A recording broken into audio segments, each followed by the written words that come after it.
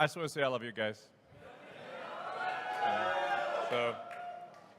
Well, we've got a lot of great news to talk about today.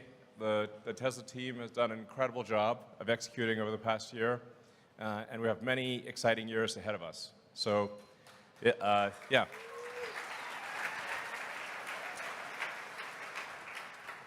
So with the Tesla Master Plan Part 3, which admittedly was quite technical, we wanted to go into a lot of technical depth. It was clear that what we were saying was not just, were not merely assertions, but that they were backed up with physics and with real data, that it's realistic.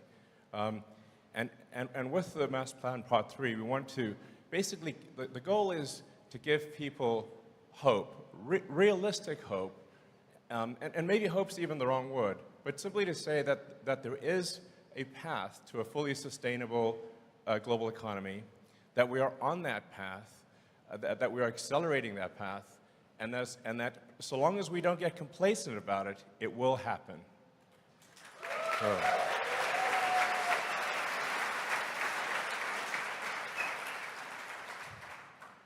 So I'll kind of rush through a recap of the Master Plan Part 3, but some of the salient points are that it will actually take less energy to go sustainable, not more energy. It's actually more and some of these things may sound very obvious, but it's more energy efficient to go sustainable, not less. There's less mining that is required for a sustainable energy economy, not more. Also very important. I heard a question raised about cobalt mining, and you know what? We will do a third-party audit. So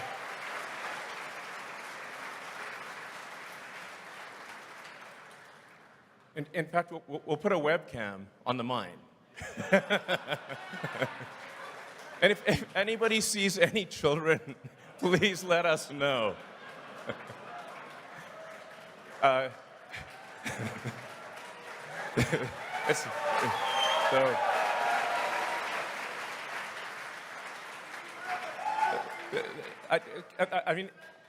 don't want to go off on a tangent too much on that front, but it's very important to appreciate that most of our battery packs are iron-based. A majority of our battery packs are iron-based, not cobalt. And then our other battery packs are nickel-based, not cobalt. The nickel batteries use a little bit of cobalt as a binder, but only a tiny amount. In contrast, your phones all use 100% cobalt. I recommend complaining to the phone manufacturers.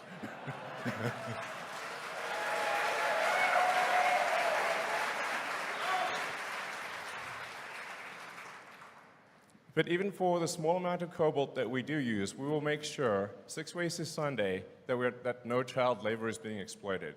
Obviously, we're a company that cares a lot about doing the right thing, and we don't want to delude ourselves or delude anyone else. So, yeah, count.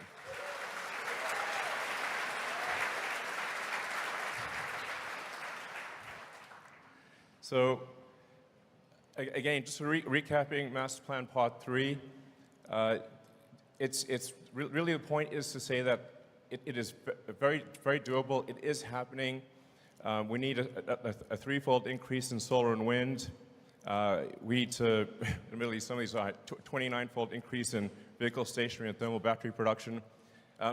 Actually, in a nutshell, the way to think about sustainability is the faster we can make battery packs, the faster we can move to a sustainable energy economy. That's the fundamental limiting factor. So, let's grab some water here.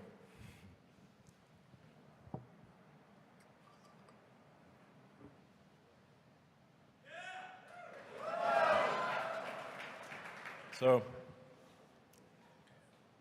yeah, I can't emphasize that point enough. The rate of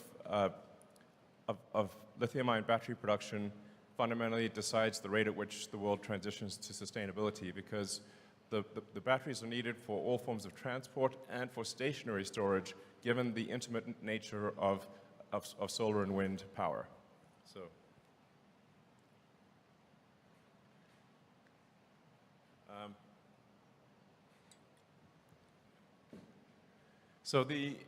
And we do invite people to critique our analysis, because any given analysis is going to be to some degree wrong. So that's why we put it out there, looking for critical feedback to say, well, perhaps we've got some things wrong, perhaps some things need to be adjusted. But generally, the feedback we've gotten is that actually our analysis is quite accurate, and we've not seen any rebuttals thus far that would cause us to change our assumptions. So it means roughly 240 terawatt hours of battery pack, or 240,000 gigawatt hours of battery need to be produced, but it'll only take 0.2% of land area for solar and wind. So it's not like we need to carpet the earth with solar and wind. It's just literally a fraction of a percent. Roughly a $10 trillion manufacturing investment, which relative to the global economy is actually a small number. Yeah, roughly 10% of the world economy. I think 10% of the world economy is a small price to pay for a sustainable energy future. So, it's also true that even when factoring in the cost or the emissions required to produce an electric vehicle, which for now are a little higher than gasoline vehicles, when you look at the emissions over time, electric vehicles absolutely win by a long shot. And as we're seeing, the cost and the emissions required to produce an electric vehicle are dropping rapidly over time. And we're going to get to the point where an electric vehicle is cheaper than a gasoline vehicle.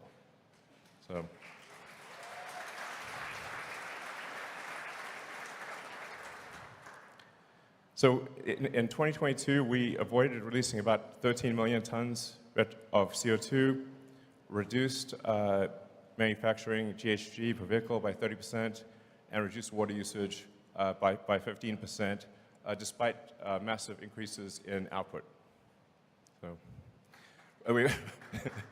we also made our factories safer, which is really important. So we track the injuries per person, and we believe at this point we are best in industry, or have the lowest injuries per person. So.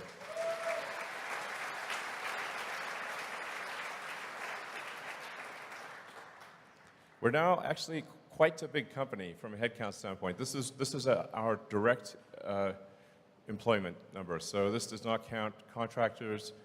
And for every manufacturing job, depending on how you count it, there are at least 5, sometimes up to 10 jobs created, because you got to look at the total supply chain, as well as all of the support functions. So, when you create a factory like this, you actually create jobs for teachers, lawyers, carpenters, electricians, and restaurants, and everything that's required to support a person at a factory. And this is why countries and states are so interested in having manufacturing facilities in their location. So anyway, it's a lot of people gainfully employed doing very useful things. We received 3.6 million job applications last year. So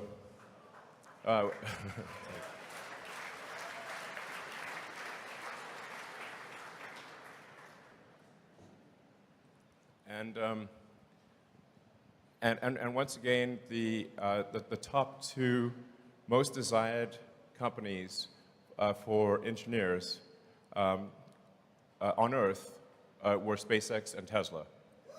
So,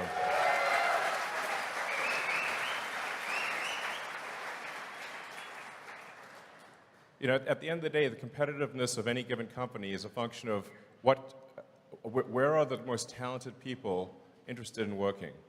That is the team that's going to win. In fact, I'd say this is generally the case. If you look at any given company and say, where are the most smartest, most driven people going to work, that company is going to win. So whether it's Tesla or any other company. We're also excited to announce our next-gen drive unit, which is a big reduction in silicon carbide. It's half the factory space. Notably, there are 0 rare earth elements required. So, yeah. And we're also changing to a 48-volt low voltage architecture in the car. So, yeah, this is a big deal actually. So the cars have been operating with 12-volt batteries for basically about a century. So for the first time in, I think, over 100 years, we're actually going to change from 12-volt voltage of, outside of the drivetrain to a 48-volt architecture. And to first approximation, that means we need only about a quarter as much copper for in the car as would be needed for a 12-volt battery. So that's a big deal, because people are often worried about, is there enough copper? Yes, there is. So.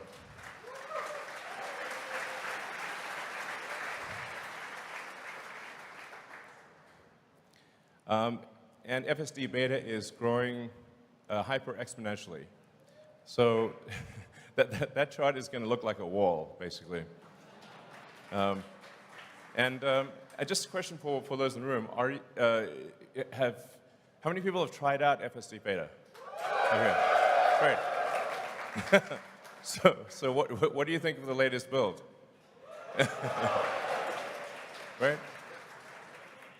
So it's really getting to the point where it's, at least for me, when I drive around, it's several days between interventions.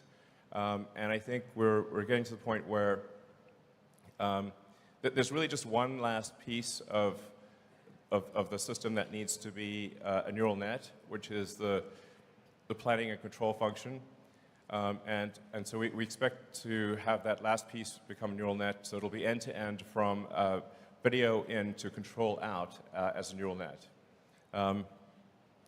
And yeah, so the thing to appreciate is it's not that full self-driving will be as good as a person. It will be much, much better, like a lot, like over time, 10 times more, 10 times safer than a person. It's not even going to be a contest, frankly. So this is a really big deal. And I think some people realize it. I think you guys probably realize it. But being able to do a software update and have several million cars suddenly go from manual driving to autonomous, I think will be the single biggest asset value increase in history. So.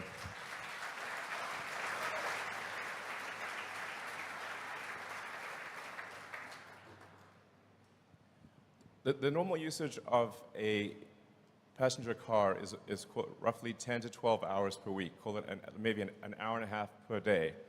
And when you drive around, you see lots of cars just parked in parking lots, because out of the 168 hours in a week, they're using less than 10%, maybe 7% of the hours of the week a car is in use. But once it is autonomous, it can be used probably, I don't know, 50 hours a week, maybe more. So it is effectively a 5-fold increase in the value of a car overnight. I'm actually surprised that so few people realize this, or maybe they just don't believe it's real. But it is. So this is really an insanely big deal. We're also the largest EV maker in the world. So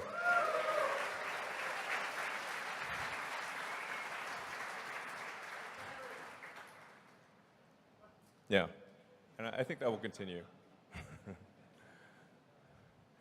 And while at the same time being the highest margin of any car maker in the world.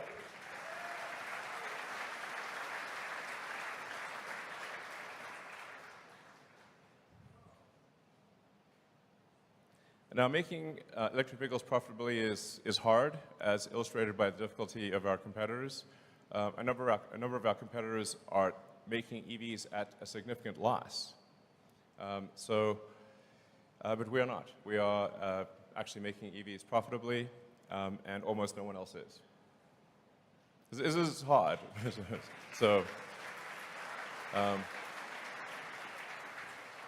And I'd say for this, it's a massive credit to the Tesla team for, I can't tell you how hard manufacturing is. Like, you've probably heard me say that prototypes are easy, manufacturing is hard. And then manufacturing at scale with positive cash flow is excruciating. It's mega pain. But the Tesla team has done it. So.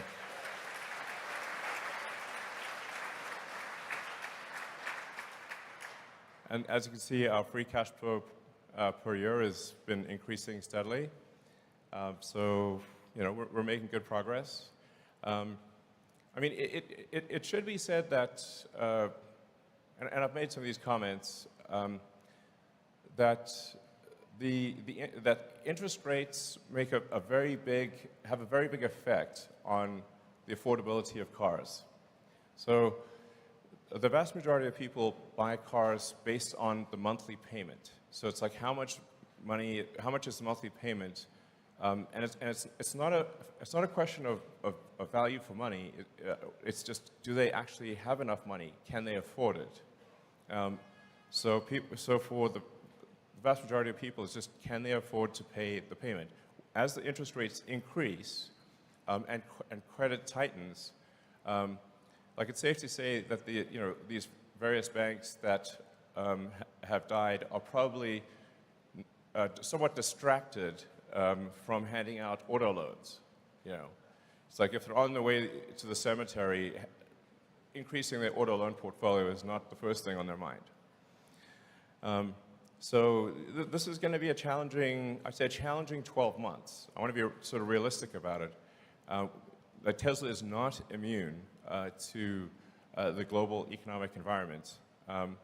I expect things to be, just at a macroeconomic level, difficult for at least the next 12 months. Like, Tesla will get through it and we'll do well, and I think we'll see a lot of companies actually go bankrupt. So I want to make sure that this is not just the good news parade.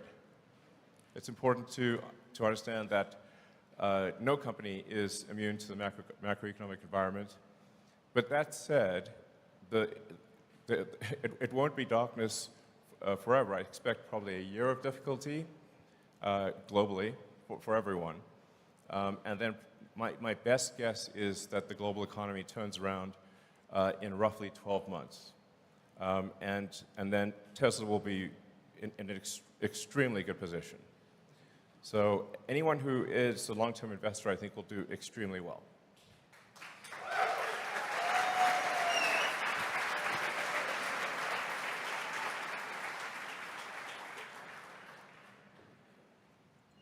And here I want to give a big shout out to the Tesla internal software team. This is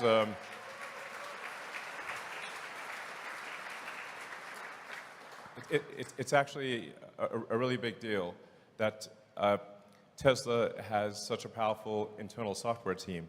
I mean, that software team is responsible for handling the entire customer experience from buying the car, delivering the car, operating the factories, service and support.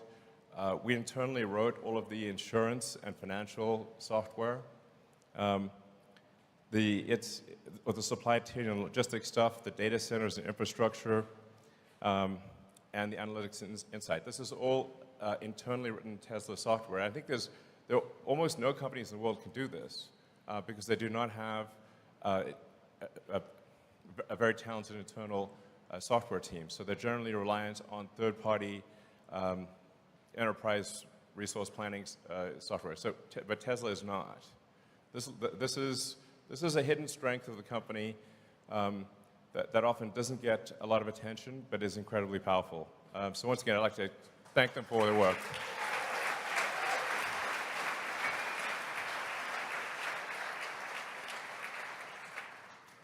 And as predicted, we are highly confident that Model Y will be the #1 best-selling car on Earth this year.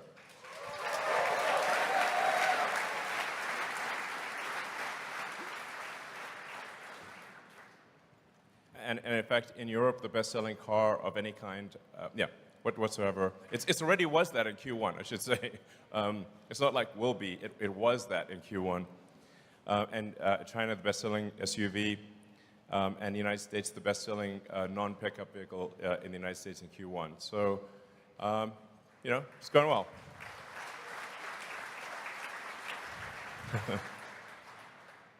I don't know if this is like the optimal picture, but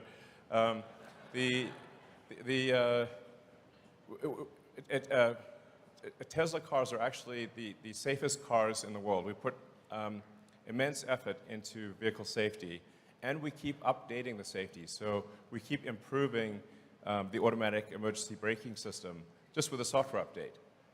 And we keep improving the airbag deployment with software updates. So we close the feedback loop on, like when we see an accident, we analyze the accident, we say, what can we do from a software standpoint? Because there's actually quite a lot you can do to, first of all, avoid the accident, because the best accident is no accident. And then if the accident occurs, how do we deploy the airbags and the seatbelt pretensioners to minimize the probability of injury? So even for cars that people have owned for many years, we are behind the scenes continuously improving the safety of your car. And there are even some things that I think a lot of people aren't aware of, that we actually have automatic cabin overheat protection. So never in the history of the company has a child or a pet died in a Tesla.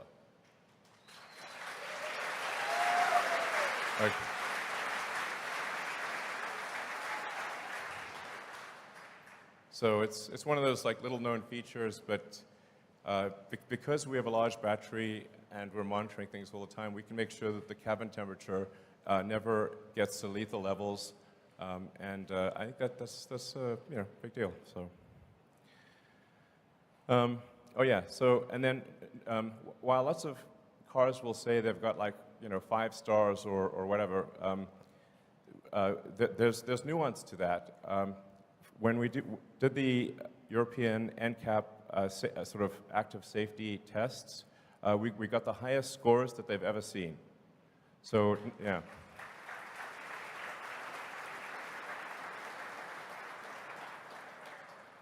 So we got a 98% score on the active safety system, which obviously isn't good enough, and we will. But we have got a game plan for getting rid of the last 2%. So.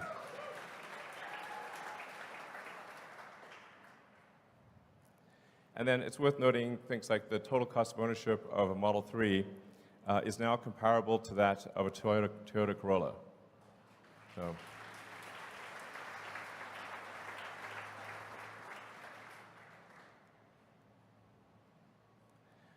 Superchargers, we're making good progress. So our supercharger uptime is now 99.95%. So, yeah.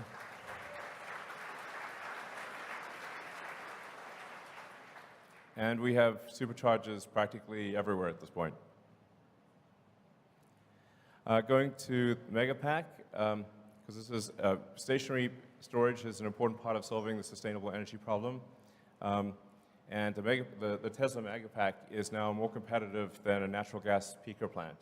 So we have very strong demand for the Tesla Megapack, and we're going to make a lot of them. So, yeah.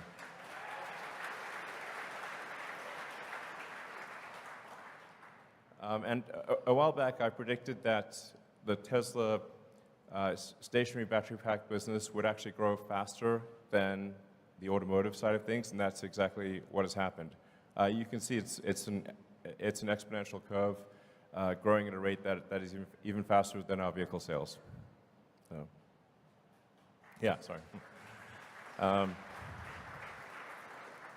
We're expanding Gigafactory Nevada for the Tesla semi-production line and for the 4680 in-house cell production. And yeah, some mega factory stuff.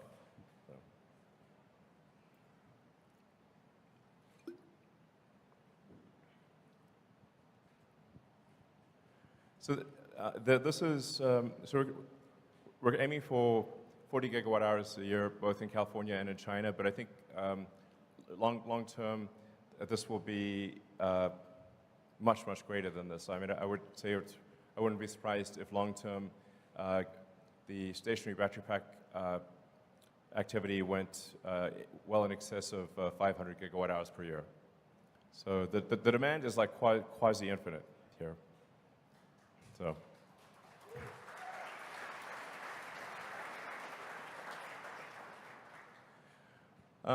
As we look ahead to tackle what we see as the choke points in the supply chain, one of them is lithium refining.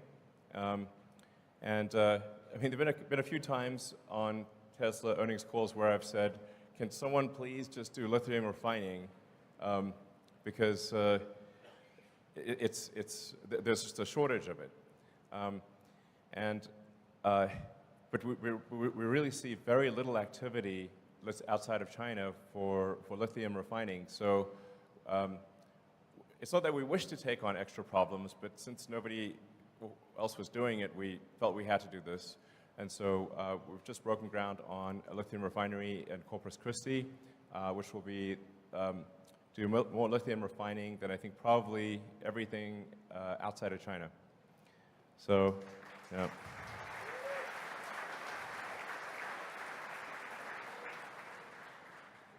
And we've signed a deal for our next Gigafactory in Mexico, Gigamexico. And I think that's going to be a fantastic factory. So, you know, we're laying the groundwork for ultimately getting to 20 million vehicles a year.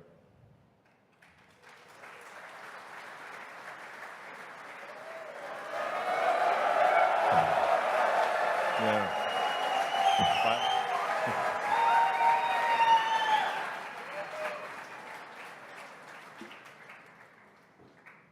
So Cybertruck is a hard car to make. It's because it's such a radically new design. It actually, you can't just use conventional methods of manufacturing. We had to invent a whole new set of manufacturing techniques in order to build an exoskeleton-based car instead of an endoskeleton-based car. So it's extremely non-trivial to build the Cybertruck.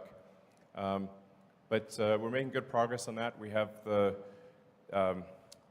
so yes, it's, that's the thing when I, in the factory, I tour the Cybertruck line to see how we're doing there.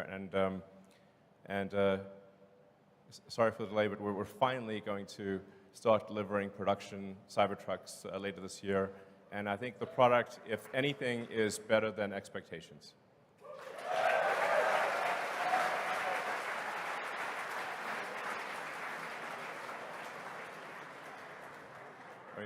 Cybertruck is the car I will be driving on a day-to-day basis. So, and you know, people always want to know what our next product is. But this is not the time to. We obviously need to have a proper, dedicated product launch. I just want to emphasize that we are actually building a new product. We are actually designing a new product. We're not sitting on our hands here. There are two new products that I think you will be very excited about. And both the design of the products and the manufacturing techniques are head and shoulders above anything else that is present in industry. So, yeah, anyways.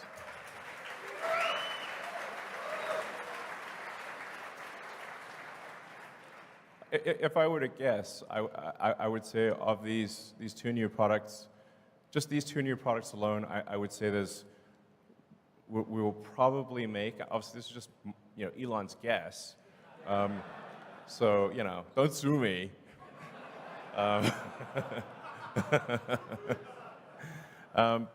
But Elon's guess is that that will probably make in excess of 5 million units a year of these two models combined.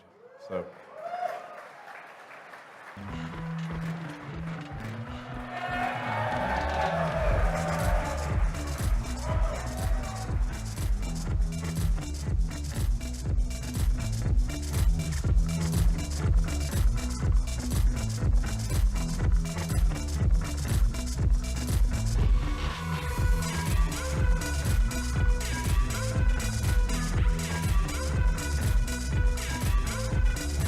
These are all real, by the way.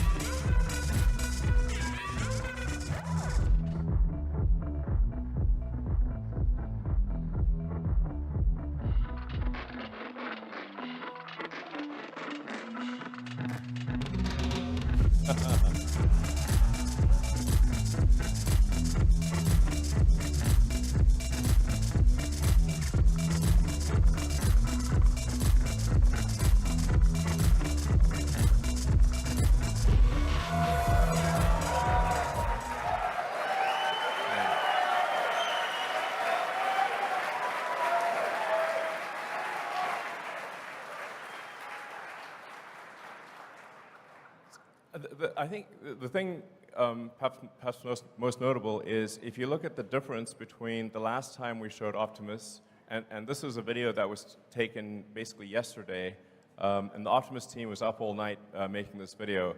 The Optimus team has done an incredible job, so just, yeah.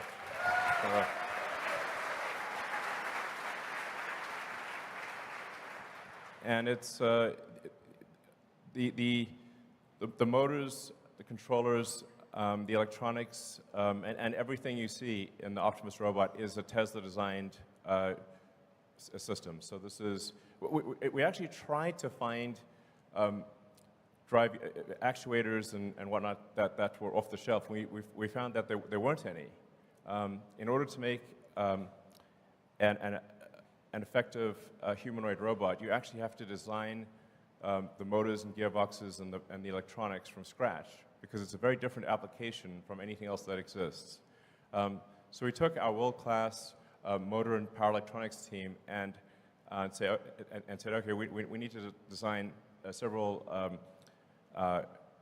actuators that don't exist in the world, and they did. So Optimus is working quite well. And then for full self-driving, as full self-driving gets closer and closer to generalized real-world AI, that same software is transferable to a humanoid robot. Just like humans can obviously walk around with their arms and legs, but we can drive a car, fly a plane, steer a boat, ride a horse. If you have a generalized understanding, or if you have generalized real-world AI, which is what we are developing for full self-driving, it can be transferred to basically anything. So Optimus will use the same FSD computer as the car. The Optimus stuff is I think extremely underrated. Because people just cannot comprehend the consequences. Now, obviously, we need to make sure that we don't have a Terminator scenario. That's very important. It's all fun and games until Terminator shows up. But if you say, like, if you have had a generalized humanoid robot, what would be the effective ratio of humanoid robots to humans? Because I think basically everyone would want one. And maybe people would want more than one, which means the actual demand for something like Optimus, if it really works, which it will, is, I don't know, I mean, 10 billion units? It's some crazy number. It might be 20 billion units if the ratio is, say, 2 to 1 on people, you know, humanoid robots versus people. It might actually be, it's some very big number is what I'm saying. And a number vastly in excess of the number of cars. So my prediction is that Tesla's long-term value will be, a majority of the long-term value will be Optimus. And that prediction I'm very confident of. So, anyway.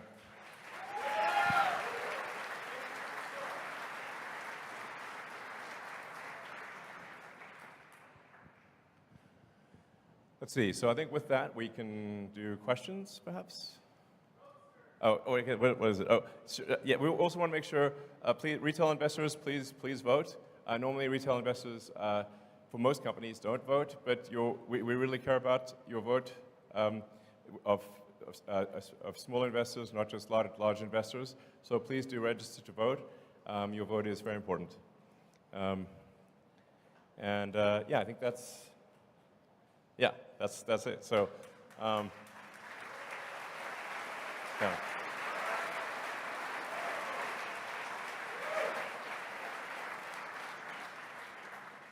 So with that, we can go to ad hoc questions from the audience.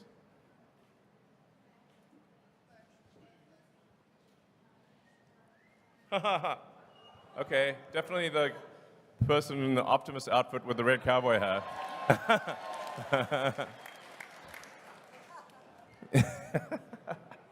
Great outfit.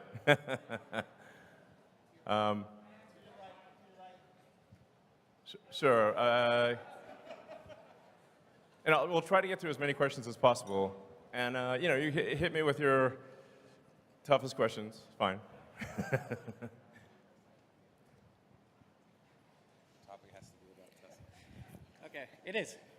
Hey, Dad, it's your son Optimus. I wanted to. Do you see it more likely that you guys will have an RV first or a cyber camper? Well, we don't have any plans to build an RV quite yet, although I can certainly see how Cybertruck could be converted into an RV. And we are adding a lot of sort of attach points to Cybertruck, so others can build things. You know, somebody can have a startup or other companies can build things that are attachments that enhance Cybertruck and turn it into a camper, essentially. Because I think it'd be really cool to have all these like third-party things available for Cybertruck. Awesome. Thank you. All right. I mean, you could also probably just, you're that close, you could just say it or something, I don't know. Actually, we'd like you guys to queue up behind us. So Okay. 3 mics. All right. Yes, so Go just ahead and queue get up. in line. Thank you. And try to make the question short so we can get through a lot of questions.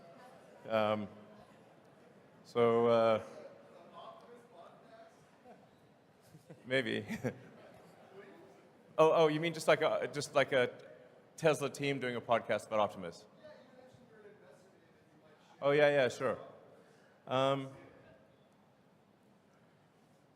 Yeah, you know, I wonder if maybe we could have a sort of like an addendum after the earnings call